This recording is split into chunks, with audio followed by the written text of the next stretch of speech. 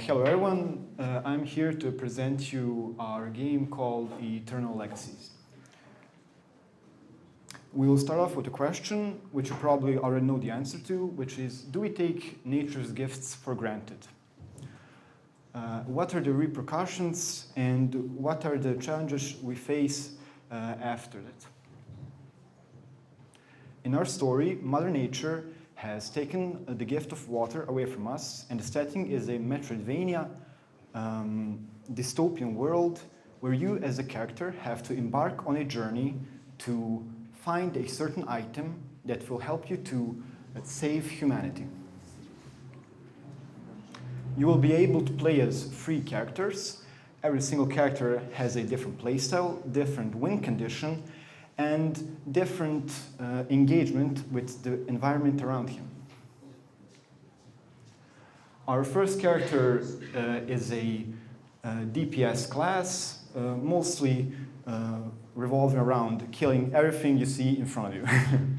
The second one is a more balanced tank slash healer that mainly focuses on healing Mother Nature herself and restoring the balance between humans and nature. And the third one is a researcher that looks into developing certain ways how to avoid the problem all entirely. This is the inventory that you will be facing. We have a special crafting and recycling method in which you gather materials throughout the whole game, and then you can reuse them to build certain items which will help you with the playthrough. Also, some materials can be restructured into other ones, but that can only be done a certain amount of time before they inevitably break. This is the combat interface, and this is the combat spell slot interface.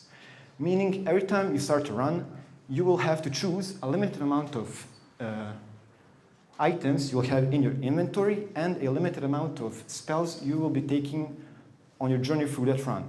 Meaning, every time the player decides to play the game, he will play a totally different player, totally different character than he did the time before. These are just the skill trees that every single character will have. Every skill is different, and you can combine them in various combinations. Also, once you finish a playthrough, an entire playthrough with a character, you will be able to transfer 2 special skills from any class to another. It's like the characters help out one another. Our core game pillars are combat, crafting or recycling materials, choice making, because everything you kill, everything you heal can have major repercussions in the whole game, and a sense of progression. Relatively, everything you get from the game, you will get at a certain point once you get there.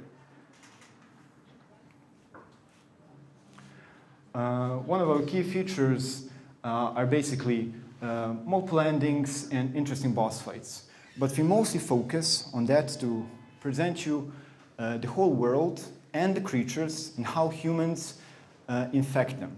So how we treat nature, that is how nature is perceived to us. This is basically the level structure or the map of the location you will be playing in.